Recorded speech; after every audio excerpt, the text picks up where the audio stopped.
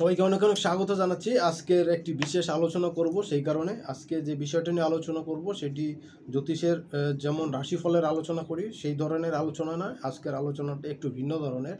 অর্থাৎ আপনাদের কয়েকজন আমাকে মেল করেছিলেন এবং আমার কাছে জানতে চেয়েছিলেন, আমাদের একজন ভিউয়ার, যে এই যে বাংলাদেশে রিসেন্টলি যে সাধারণ ছাত্র জনতার কাছে সরকারের পরিবর্তন হলো এবং নতুন সরকারের মন্ত্রিসভার উপদেষ্টা মণ্ডলী তারা শপথ নিল। এইবার তো এখন দেশে স্বাভাবিক শান্তি প্রতিষ্ঠা বা স্বাভাবিক শান্তি বা স্থিতিশীল পর্যায় কবে নাগাদ থেকে শুরু হতে পারে বা কবে নাগাদ থেকে পরিস্থিতি তৈরি হতে পারে।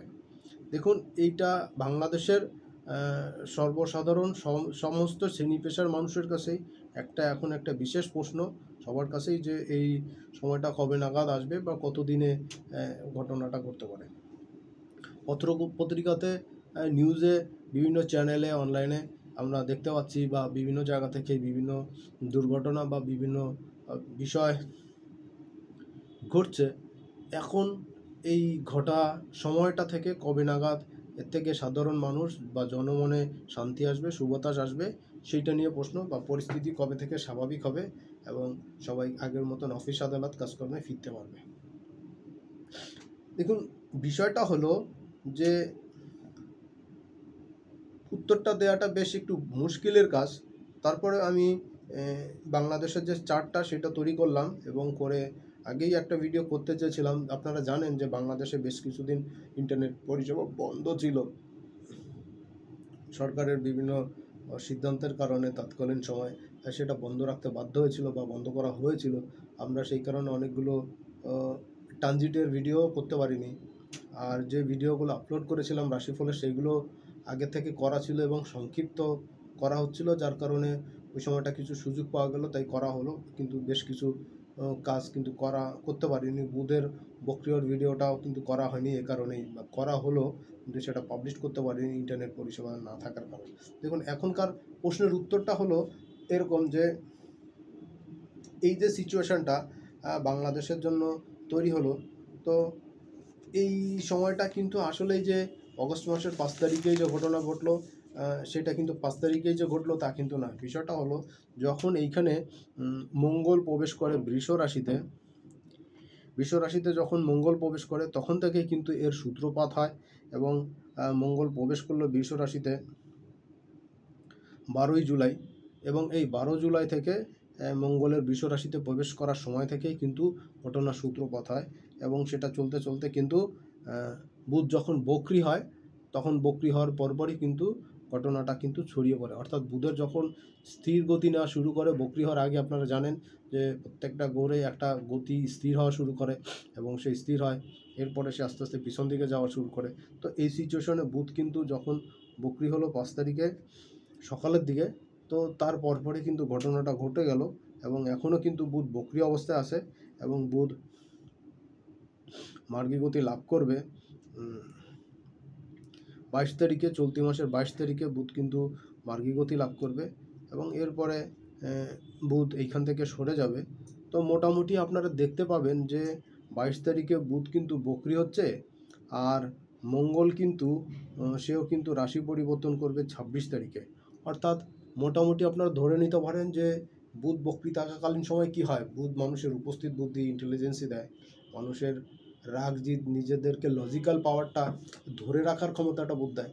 তো বুধ 22 তারিখ পর্যন্ত বক্রি থাকাতে কিন্তু মানুষের বুদ্ধি বিবেচনায় কিন্তু বেশ খানিকটা লোপ পাবে এবং মানুষ কিন্তু এই সময় কি করে, অন্যের কথায় খুব কান দেয়। বিভিন্ন বিষয় কিন্তু মানুষ এটা প্রকাশ করতে চায়। তো প্রত্যেকটা ক্ষেত্রে প্রকৃতির ক্ষেত্রে পরিবর্তন আসে। তো বুধের আলোচনা যখন করব তখন এটা নেবে। আজকের টপিকটা খুব সহজে এবং সংক্ষিপ্ত শেষ করতে চাই। সেটা হলো যে বুধের বক্রগতি ত্যাগ করবে 22 তারিখে এবং বুধ মোটামুটি 23 তারিখ থেকে তার মার্গী গতিতে চলে যাবে, গতি নেওয়া শুরু করবে এবং 24 তারিখ থেকে সে একটা স্বাভাবিক গতিতে আসা শুরু করবে। তো এই সময় থেকেই কিন্তু আস্তে আস্তে বুধ গতি নেওয়া শুরু করবে এবং বাংলাদেশের যে বর্তমান যে সিচুয়েশানটা চলছে, এই যে একটা নেগেটিভ সিচুয়েশান চলছে, এইখানে কিছু সুবিধা ভোগী লোক, অর্থাৎ কিছু সুবিধা খুঁজছে, তারা বিভিন্ন রকম চুরি ডাকাতি বা বিভিন্ন ধরনের ঘটনা ঘটছে, মোটামুটি এই সমস্ত ঘটনার কিন্তু যবনিকাপাত এখানে ঘটবে।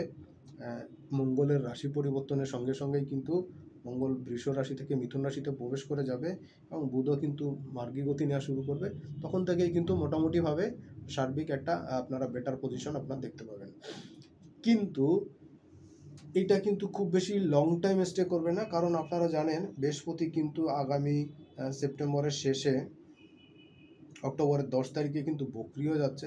তো বৃহস্পতি যখন বক্রি হবে তখন কিন্তু আবার কিছু রাজনৈতিক ক্ষেত্রে কিছু মানুষের মন মানসিকতার বিক্ষিপ্ততা চলে আসবে এবং তখন কিন্তু মানুষের মধ্যে কিন্তু আবার অস্থিরতা দেখা দেবে, কিছু রাজনৈতিক অস্থিরতা আসবে। কিন্তু সরকার যে বর্তমান সরকারের উপদেষ্টারা আছেন, উপদেষ্টা মণ্ডলী সরকারের কিন্তু কিছু মতবিরোধ খুব চাঙা হবে এবং এইটা মোটামুটি ডিসেম্বরের একদম শেষ পর্যন্ত, অর্থাৎ 20-22 তারিখ পর্যন্ত কিন্তু চলবে। কারণ আপনারা জানেন ডিসেম্বরের শেষ দিন 31শে ডিসেম্বর শনিদেব মার্গী হয়ে যাবে। তো মার্গী হওয়ার আগ পর্যন্ত কিন্তু এই সিচুয়েশনটা চলবে। মোটামুটি ডিসেম্বরের প্রথম 2 সপ্তাহ কিন্তু এই সিচুয়েশনটা চলবে এবং এই সময় কিন্তু রাজনৈতিক অস্থিরতা চলবে, টানাপোড়েন কিন্তু চলবে, সম্ভাবনাটা খুব বেশি থাকবে। আর এরপরে শনি যে মার্গী হয়ে যাবে এবং সামনের বছর ফেব্রুয়ারিতে শুরুতেই বৃহস্পতি আবার মার্গী হয়ে যাবে, তখন কিন্তু এই রাজনৈতিক টানাপোড়েনও কিন্তু বন্ধ হয়ে যাবে এবং সেইখান থেকে দেশ আবার সামনের দিকে আগাবে, শান্তি সুবাতাস কিন্তু দেখা যাবে।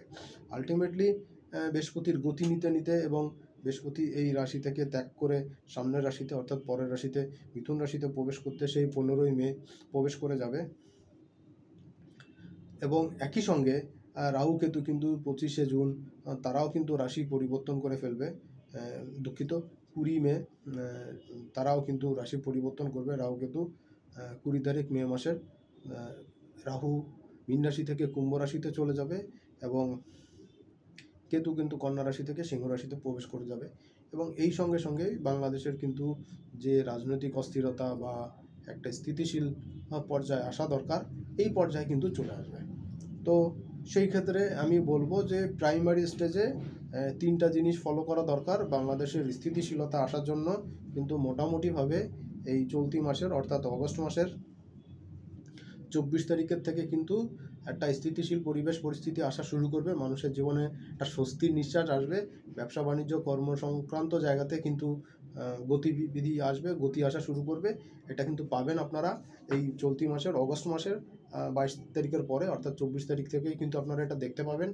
আর বছরের শেষের দিকে গিয়ে আবার অক্টোবর মাসের দ্বিতীয় সপ্তাহ থেকে অর্থাৎ 10 তারিখের থেকে শুরু করে নভেম্বরের পুরো নভেম্বর মাসটা, অক্টোবর নভেম্বর এবং ডিসেম্বরের প্রথম 2 সপ্তাহ রাজনৈতিক টানাপোড়েন, কিছু উত্থান পতন এই সময় দেখবেন, কিছু রাজনৈতিক হাওয়া পরিবর্তন হওয়া, একটু গরম সিচুয়েশন আসা, এটা দেখতে পাবেন।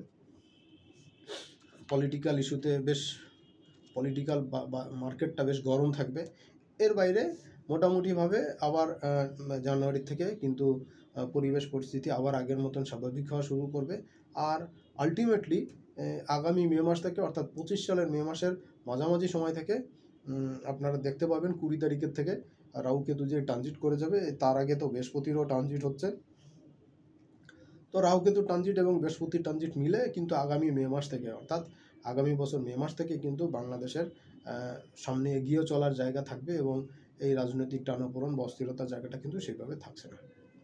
আর ততক্ষণে শনিদেবও কিন্তু রাশি পরিবর্তন করে ফেলবে আর এর সঙ্গে সঙ্গে কিন্তু বাংলাদেশের উন্নতির ধারা কিন্তু অব্যাহতি থাকবে।